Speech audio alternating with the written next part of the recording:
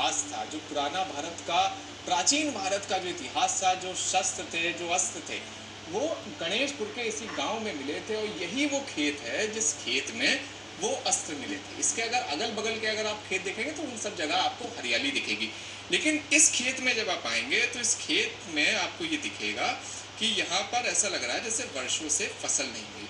अब यही वो गड्ढा है जहाँ पर खुदाई के दौरान जेसीबी से यहाँ पर खुदाई हुई थी, जिसके बाद वो हजारों साल पुराने अस्त्र मिले थे। अच्छा, अब अगर आप इस खेत की इन दीवारों को अगर आप देखेंगे तो यहाँ पर भी आपको वो पुरातत्व इतिहास की आपको झलक दिखेगी, जो झलक भारत का सैकड़ों साल पुराना पुरातत्व इतिहास है, जिसके अंदर हम लोगों ने महाभारत काल में, रामायण काल में जो पुराने अस्त्र शस्त्र देखे थे वो इसी जगह से मिले थे। और उसके आपको अगर आपको हम लोग निशान दिखाएं तो हम निशान भी देख सकते हैं यहाँ पर जमीन पर कि वो निशान भी मौजूद हैं।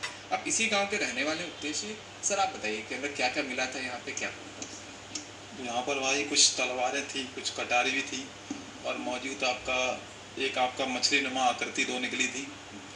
और यहाँ पर ये एक तरीके का ये गट्ठर लगा हुआ था, जहाँ से फाड़ा गया तब ये मिट्टी भी मिली हुई थी।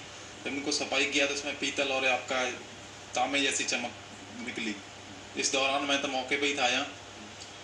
लगभग 40 के करीब तलवारें थी और आपके 10 के करीब कटारी और 2 आपकी मछली नुमा आकृति थी। यहाँ से हमने निकलवाया ज़मीन से और ये यहाँ पर रखा। तब तक आपकी बाहर से फ़ोन किया गया और इस दौरान आपका पुरातत्व विभाग आपकी आगरा से टीम आई और आपकी एक लखनऊ से आई। तो उन्होंने बताया कि यहाँ पर आपका कार्बन डेटिंग अनुसार आपका लगभग ये 4000 पुराना आपका सामान है।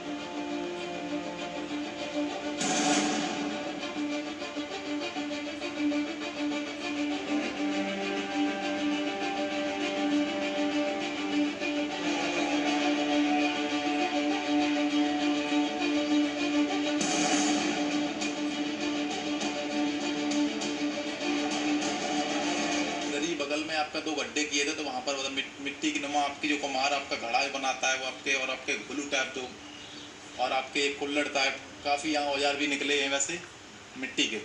मेरा मानना तो यही है, ऐसा प्रतीत हो रहा है कि यहाँ कोई आना जाना रहा है। जैसे रास्ता भी है यहाँ पर बहुत पुराना, ये तो जीट रोड है, आना जाना रहा है। कोई राजा महाराजा रहा हो, विश्राम किया हो या कोई हादसा हो गया हो, उसका ये अस्त्र शस्त्र रह गए हों, ऐसा ही प्रतीत हो रहा है। 4-5 साल पहले नीचे मिट्टी का घड़ा निकला था बहुत तगड़ा, उसमें पता नहीं क्या मिट्टी के थोड़े थोड़े निकले थे, हर जोते थे, पता नहीं कोई गुट्टी आज भी निकल रही है।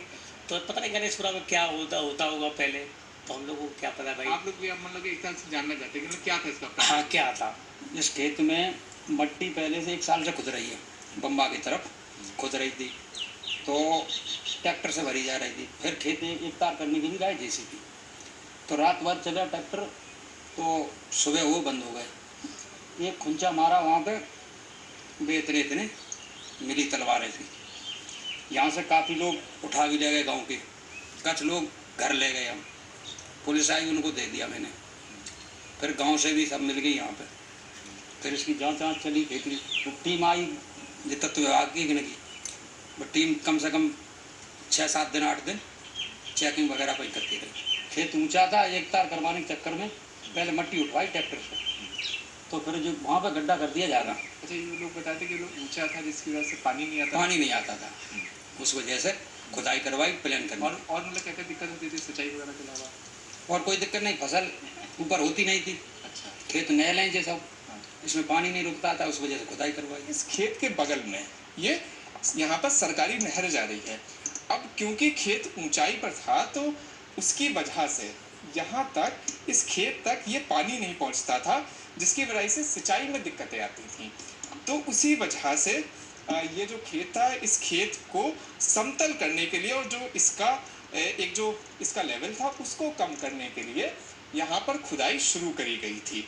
अब खुदाई शुरू होने के बाद जब यहाँ पर अस्त्र मिले तो ऐसा बताया गया कि यहाँ पर कुल 79 अस्त्र मिले थे, जिसमें से इस समय जितने भी अस्त्र हैं वो इस समय यहाँ पर आगरा के एसआई सर्किल में हैं। पहले उसको पुलिस के उच्च अधिकारी लिए गए थे और उसके बाद उन्होंने इस समय आगरा के जो एसआई का सर्किल है उसको सौंप दिया था।